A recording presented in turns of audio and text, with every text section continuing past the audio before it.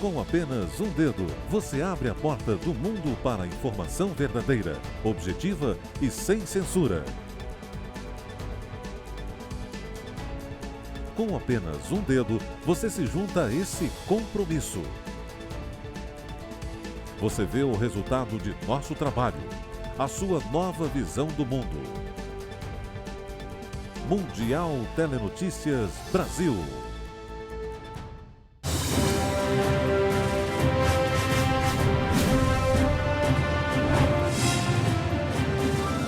Olá, estamos de volta com mais uma edição informativa do Mundial Telenotícias. Acompanhe comigo.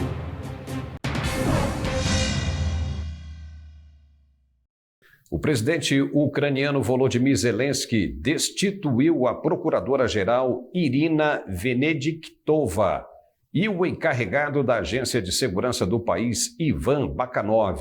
As demissões vieram em meio a uma onda de suspeitas de traição de funcionários a serviço da Rússia. Até hoje, 651 processos criminais foram registrados por traição ao Estado e atividades colaborativas de funcionários de promotorias, instituições de investigação de pré-julgamento e outras agências de aplicação da lei.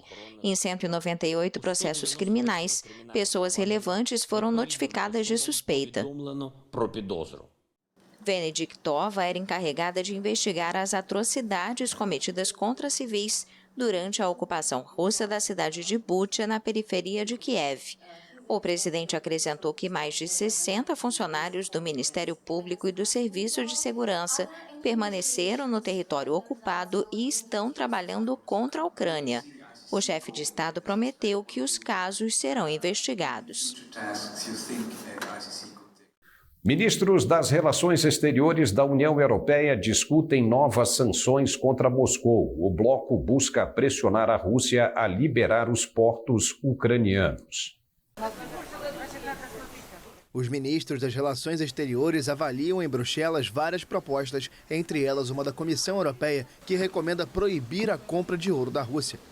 Ao chegar na reunião, o chefe da diplomacia do bloco europeu, Josep Borrell, reiterou o chamado para que Moscou desbloqueie os portos ucranianos e permita a exportação de milhões de toneladas de grãos. So I hope, and I think I have a hope, that this week it will be possible to reach an agreement to deblock Odessa and other Ukrainian ports. The life of thousands, more than 1,000, tens of thousands of people depends on this agreement. So it's not a diplomatic game. It's some issue of life and death for many human beings. Os ministros também devem se pronunciar sobre o desbloqueio de uma quinta parcela de 500 milhões de euros de um plano para financiar equipamento militar e armas para a Ucrânia. Na Ucrânia, os combates mais intensos ainda se concentram na região mineradora e industrial do Donbass, no leste do país. Um relatório sobre o ataque a tiros que deixou 21 mortos em uma escola de Uvalde, no Texas, Estados Unidos, concluiu que a ação da polícia foi caótica e apática. Imagens de câmeras de segurança mostram o atirador chegando com um fuzil e a demora da resposta da polícia.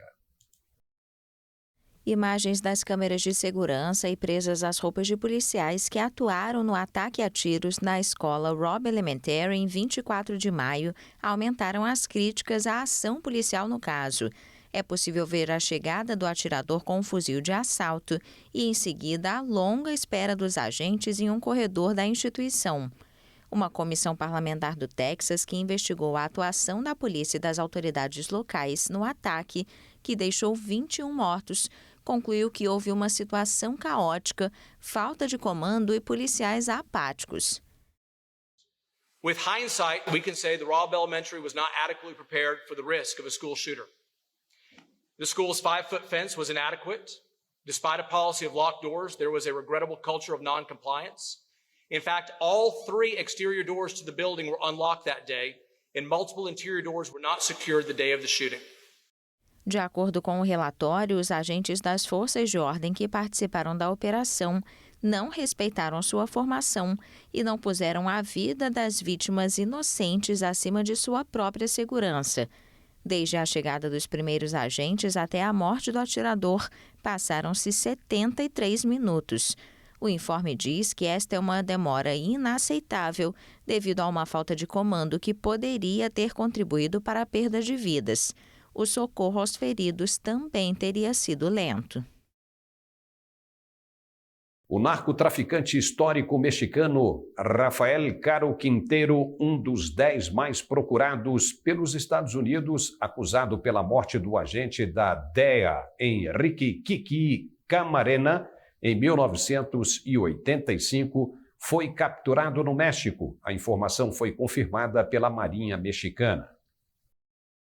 A Marinha Mexicana confirmou a prisão do homem de 69 anos detido por marinheiros no estado de Sinaloa. A recompensa oferecida pelo traficante pela agência antidrogas americana conhecida como DEA chegava a 20 milhões de dólares. O criminoso havia sido capturado em 1985 por ordenar o assassinato de Enrique Kiki Camarena, agente da DEA. Condenado a 40 anos de prisão, ele cumpria a pena em uma prisão mexicana, mas foi solto em agosto de 2013 por um detalhe técnico legal. Após a libertação, o governo dos Estados Unidos exigiu sua captura com fins de extradição, sob as acusações de sequestro e assassinato de agente federal, crimes violentos, posse e distribuição de cocaína e maconha, entre outros. Camarena foi torturado e assassinado em 1985 após 4 anos infiltrado no cartel de Guadalajara, fundado por Caro Quintero, Miguel Ángel, Félix Gallardo e Ernesto Fonseca Carrillo. Em entrevista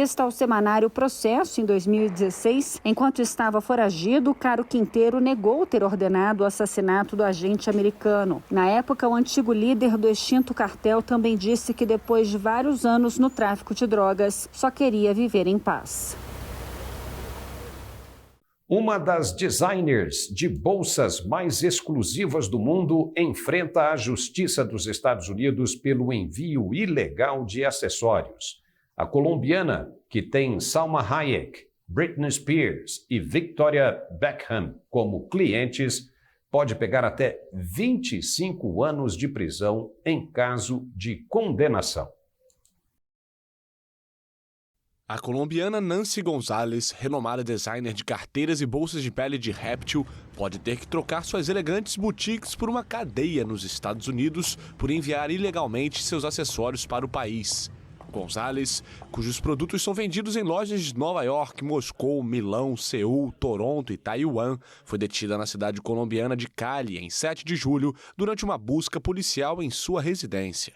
3 personas requeridas en extradición por enviar de manera ilegal a Estados Unidos artículos de marroquinería elaborados con animales exóticos.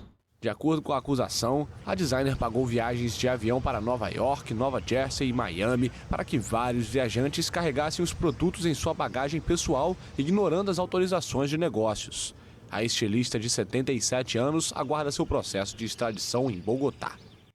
El requerimiento internacional indica que estas personas elaboraban carteras, bolsos y diversos productos con pieles de babilla, caimanes y serpiente, entre otras especies silvestres. Se for considerada culpada, Gonzalez pode pegar até 25 anos de prisão.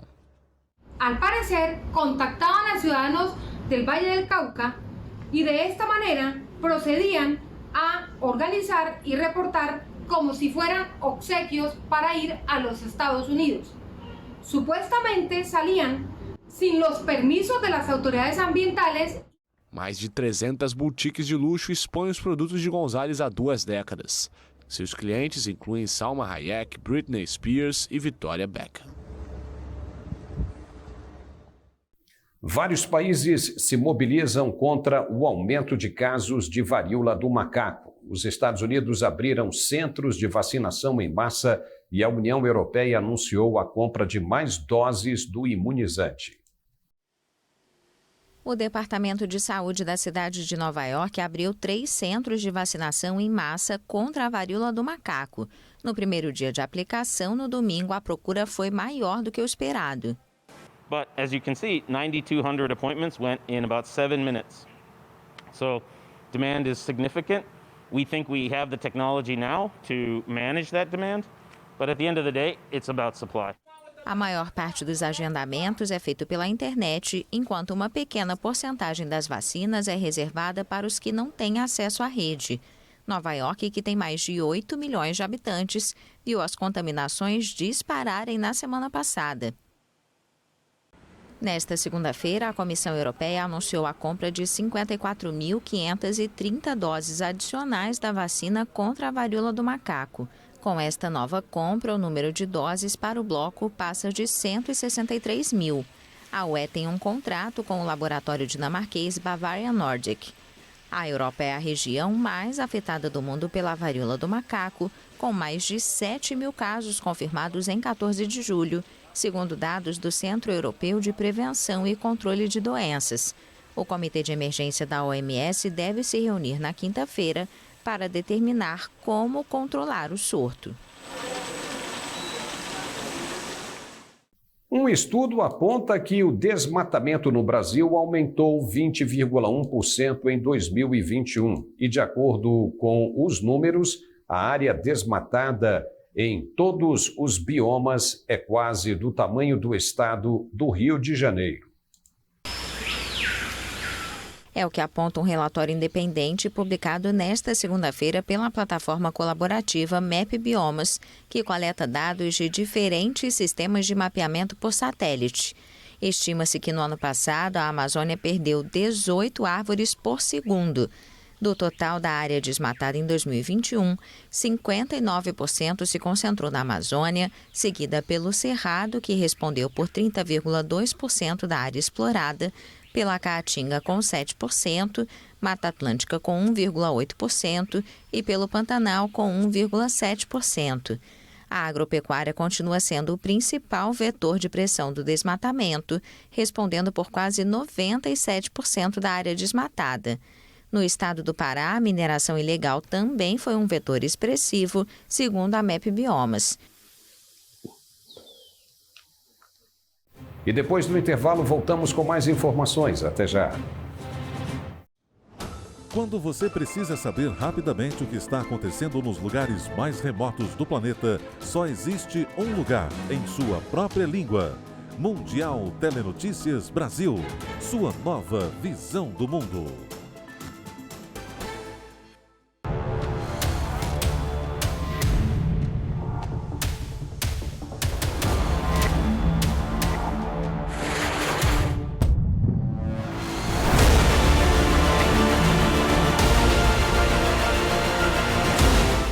Satisfação conduzir os primeiros itens de série no Brasil.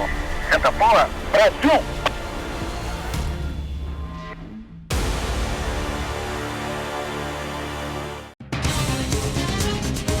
É uma questão de tempo antes que você ouça a notícia. Depois de ouvi-la, você terá todas as notícias em nossa língua. Agora existe uma nova visão do mundo e um novo lugar para acompanhá-lo. Mundial Telenotícias.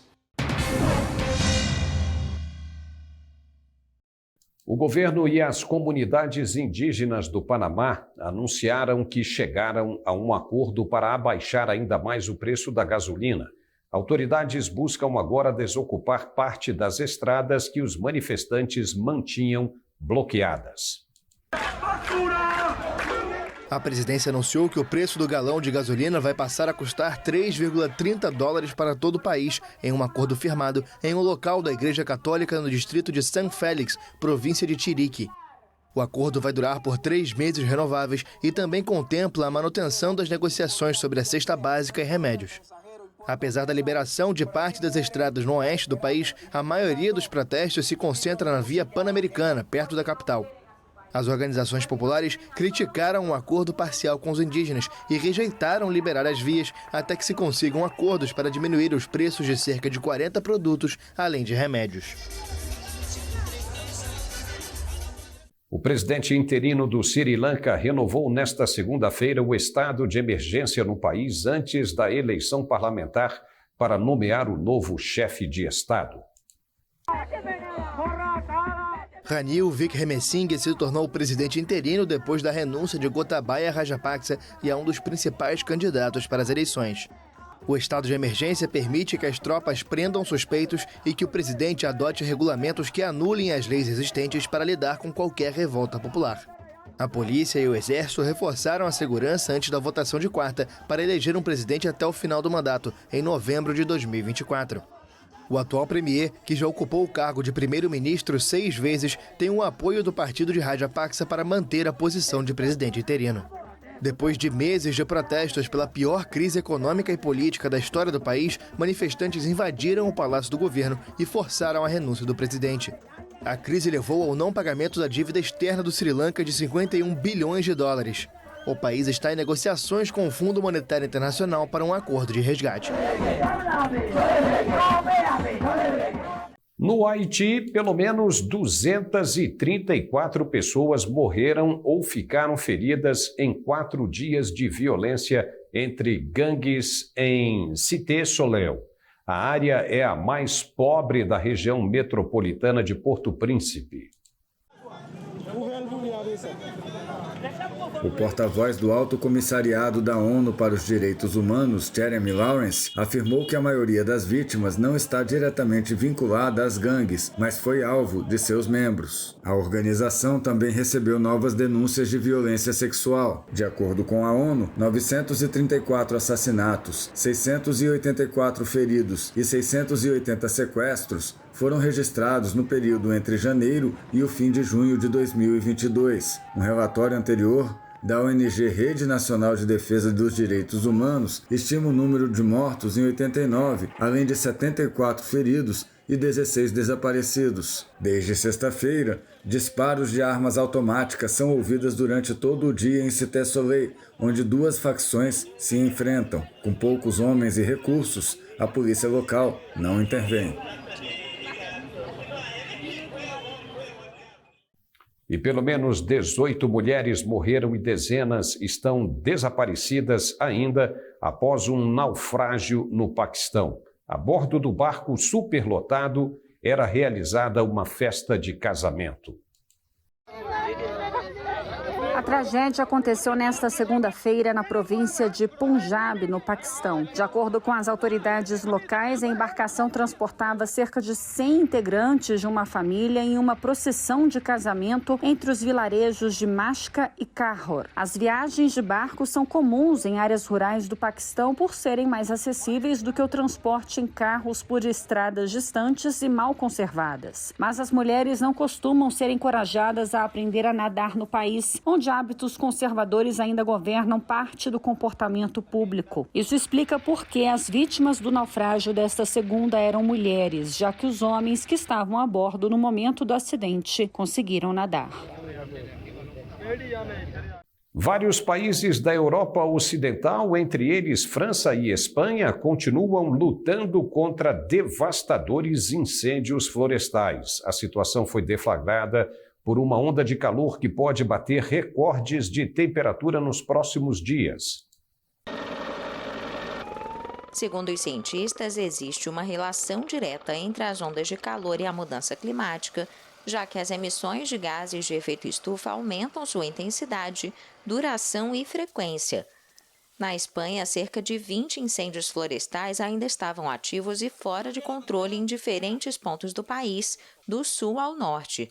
As chamas forçaram cerca de 3.000 pessoas a deixarem suas casas, mas a maioria já conseguiu retornar. Na França, a situação é crítica. No sudoeste do país, os bombeiros continuam lutando contra 2 incêndios que já devastaram em torno de 11.000 hectares desde terça-feira, na região de Bordeaux, uma área equivalente à de Paris. Segundo a agência meteorológica Météo France, as temperaturas podem chegar a 40 graus nesta área.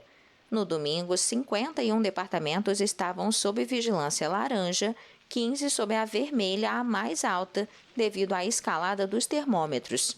As autoridades prevêem que segunda-feira será o dia mais quente para o oeste do país. As temperaturas também não estão caindo no Reino Unido, onde as autoridades emitiram uma primeira emergência nacional por calor extremo. Segundo a agência meteorológica local, este alerta vermelho implica um risco de morte. No sul da Inglaterra, as temperaturas podem passar dos 40 graus, pela primeira vez na segunda ou na terça-feira. O atacante Zlatan Ibrahimovic renovou o contrato com o Milan. O sueco só deve jogar em 2023, já que passou por uma cirurgia no joelho no final da temporada. Mais um ano de Ibra. Prestes a completar 41 anos, o interminável atacante sueco renovou o contrato com o Milan da Itália até o final da próxima temporada, em junho de 2023. Em um comunicado, o atual campeão italiano afirmou que Ibrahimovic vai continuar a usar o número 11 do time rossoneiro. Ainda que a renovação tenha sido concretizada, o salário do atacante vai ser reduzido e o contrato vai passar a contar com cláusulas de produtividade, como números de jogos na temporada. O papel de líder no elenco, praticamente como um auxiliar em campo do técnico Stefano Pioli, foi essencial na temporada do clube, apesar do sueco ter jogado pouco na última temporada devido a várias lesões. Depois do fim do campeonato italiano, o atacante passou por uma cirurgia para reconstruir o ligamento cruzado anterior do joelho e deve ter um tempo de recuperação de 7 a 8 meses. Com a renovação, Ibrahimovic adia a aposentadoria. De acordo com a imprensa italiana, o sueco pretende trabalhar como dirigente do Milan depois que pendurar as chuteiras. Atletas da antiga geração garantem que o começo em campos de terra e improvisados é o que garantiu a característica de ousadia do futebol brasileiro. O Palmeiras tem tentado resgatar isso, levando os jovens jogadores para treinar na várzea. Voltar às origens para resgatar o jogo bonito. Esta é a missão do Palmeiras neste campinho de várzea no noroeste de São Paulo. Há 6 anos, as divisões de base infantis do bicampeão da Libertadores recorrem às favelas para observar os peladeiros que desfilam o futebol nos campos de terra batida. A gente tem um grande objetivo geral, é resgatar a pedagogia da rua, o futebol de rua, através de estímulos nas quais eles vão ter a liberdade para jogar, a liberdade para poder desenvolver conceitos individuais sem a pressão num treinamento. Com a iniciativa, o Palmeiras pretende potencializar a habilidade dos futuros jogadores ao emular uma formação parecida com as que tiveram grandes lendas do futebol, que atribuem parte da ousadia e da alegria à aprendizagem nos campos improvisados. Várias figuras do futebol alertam sobre uma robotização do esporte, devido ao fato de que muitos jovens fazem escolinhas de futebol em campos melhores e não nas favelas como as antigas gerações. É muito engraçado porque a gente normalmente joga no campo, né? E aqui é muito difícil, que a bola vai pingando, sabe? Aí a diferença é muito grande do campo para cá e a gente desenvolve personalidade, porque se você joga bem aqui, você desenvolve lá no campo. Entre calças rasgadas e joelhos sujos de terra, os jovens jogadores lapidam a técnica e mantêm vivo o estilo futebolístico característico do Brasil. Treinadores garantem que isso dá consciência às crianças dos privilégios que têm e ajuda a colocar os pés no chão em relação à realidade brasileira. E depois do intervalo voltamos com mais informações. Até já! A melhor alternativa de notícias internacionais em português. Mundial Telenotícias Brasil. É preciso coragem para olhar para o passado e ver as adversidades que superamos. Durante todo o caminho, enfrentamos batalhas, fazemos escolhas e sabemos que não chegamos sozinhos onde estamos.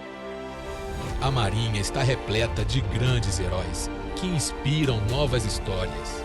Somos a força que transforma.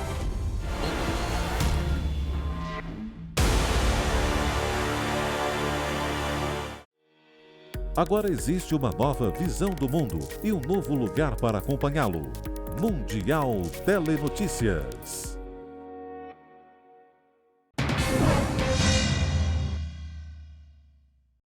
O show aéreo de Farnborough, na Grã-Bretanha, foi realizado nesta segunda-feira sob uma onda de calor sufocante. Os visitantes lotaram os chalés e salas de exposições com ar-condicionado para escapar do calor intenso. Dezenas de milhares de visitantes são esperados no evento deste ano, que coincide com o primeiro alerta vermelho de calor extremo na Grã-Bretanha, que foi declarado para segunda e terça-feira, quando as temperaturas devem subir ainda mais. O primeiro-ministro britânico de saída, Boris Johnson, abriu o evento de 5 dias enquanto o setor de aviação planeja uma recuperação pós-Covid. O evento coincide com a rápida agitação política na Grã-Bretanha após o recente anúncio de Johnson, que está deixando o cargo de líder do Partido Conservador, provocando uma disputa para substituí-lo também como primeiro-ministro. 2 pequenos aviões colidiram no ar em um aeroporto de Las Vegas. Todas as 4 pessoas a bordo, 2 em cada aeronave, morreram no acidente. Um monomotor Piper PA-46 se preparava para decolar no aeroporto norte de Las Vegas, no estado americano de Nevada, por volta do meio-dia no horário local, quando colidiu com outro monomotor, um Cessna 172. A informação foi detalhada em um comunicado feito pela Agência de Aviação Civil Americana. A entidade disse ainda que o Piper caiu em um campo a leste da pista 30, direita, e o Cessna caiu em um lago de contenção. Cada aeronave tinha 2 pessoas a bordo no momento do acidente e nenhuma sobreviveu. Segundo a agência, uma investigação está em andamento. E um outro acidente com um avião de carga da Ucrânia deixou 8 mortos. A aeronave, que transportava 11 toneladas de armas para Bangladesh, caiu na Grécia. O Antonov AN-12 transportava cerca de 11 toneladas de armas para Bangladesh. O Ministério das Relações Exteriores da Ucrânia confirmou a identidade das 8 vítimas, todas de nacionalidade ucraniana. A causa do acidente teria sido uma falha em um dos motores. O avião decolou do aeroporto de Nis, no sul da Sérvia, no sábado, transportando armas da companhia sérvia Valir. O piloto solicitou permissão para fazer um pouso de emergência no aeroporto grego de Kavala, mas não conseguiu aterrissar a tempo. Os serviços de resgate gregos usaram um drone neste domingo para sobrevoar os destroços do avião, devido ao perigo da carga. O governo bengali confirmou ser o destinatário do carregamento de obuses de morteiro de treinamento adquiridos na Sérvia para o Exército e a Guarda de Fronteiras de Bangladesh. Centenas de pessoas da comunidade judaica da Argentina voltaram a exigir nesta segunda-feira o esclarecimento do atentado que destruiu o centro da ANIA em 1994. Foi realizado um ato em frente à sede reconstruída, onde os manifestantes mostraram as fotos dos 85 mortos. O presidente da Associação Mutual Judaica Argentina, Amos Linetsky, questionou o porquê de o crime seguir impune até hoje, 28 anos depois. A justiça argentina determinou que os principais suspeitos do ataque são os governantes iranianos na época, incluindo o ex-presidente iraniano Ali Hafizadjani. A bomba também deixou cerca de 300 feridos. A cerimônia foi realizada presencialmente pela primeira vez desde o início da pandemia de Covid-19. A Argentina exige todos os anos na Assembleia Geral das Nações Unidas que Teherã aceite que o acusado possa ser interrogado por juízes argentinos. Os iranianos estão sujeitos a alertas de captura vermelha pela Interpol. Não há detidos no caso e ainda não foram esclarecidos os motivos do ataque. Em 1992, outro ataque terrorista destruiu a embaixada israelense em Buenos Aires, deixando 29 mortos e 200 feridos. Com cerca de 300 mil pessoas, a comunidade judaica na Argentina é a maior da América Latina. Uma lei húngara que, segundo o governo local, se propõe apenas a proteger crianças e menores, entrou na mira da Comissão Europeia. Autoridades do bloco informaram que vão levar a Hungria ao Tribunal de Justiça Europeu por discriminar pessoas com base na orientação sexual e identidade de gênero. A comissão considerou que a lei viola os direitos fundamentais das pessoas, em particular as pessoas LGBTQIA+, e em relação a esses direitos fundamentais, os valores da União Europeia. A decisão de encaminhar o caso ao tribunal é o passo previsto no processo de infração iniciado em julho do ano passado e que começou com uma carta formal de Bruxelas para Budapeste. As autoridades húngaras alegam que a legislação se propõe apenas a proteger crianças e menores. Para o executivo do bloco, a proteção das crianças é uma prioridade absoluta na União Europeia, mas acrescentou que a lei contém disposições que não se justificam com base na proteção desses interesses fundamentais e são desproporcionais. Na opinião da comissão, a legislação identifica e ataca conteúdos que promovem ou retratam o que se chama de divergência da própria identidade correspondente ao sexo do nascimento, mudança de sexo ou homossexualidade para menores. A atriz e cantora Jennifer Lopez e o ator Ben Affleck selaram a união neste fim de semana em Las Vegas. O casamento veio 18 anos depois do fim do primeiro relacionamento entre os dois. O casal contraiu matrimônio no sábado, segundo a certidão de casamento assinada em Clark County, Nevada, a qual a AFP teve acesso. O documento registra as núpcias de Benjamin Jessa Affleck e Jennifer Lopez, que passará a assinar com o novo nome Jennifer Affleck. O casal se conheceu nas filmagens de Contato de Risco em 2002. Os dois atores viraram uma sensação midiática ao agendarem e depois cancelarem seu casamento em 2003 e ao anunciarem o fim do relacionamento no início de 2004. Bennifer, apelido dado ao casal, incendiou a internet no ano passado quando fotos dos dois juntos voltaram a circular. Este é o quarto casamento de Lopez e o segundo de Affleck. Os dois têm filhos de outros relacionamentos. E por aqui encerramos esta edição informativa do Mundial Telenotícias. Obrigado e até a próxima.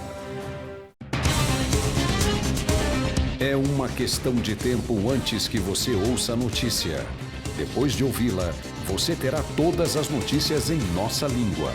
Agora, existe uma nova visão do mundo e um novo lugar para acompanhá-lo.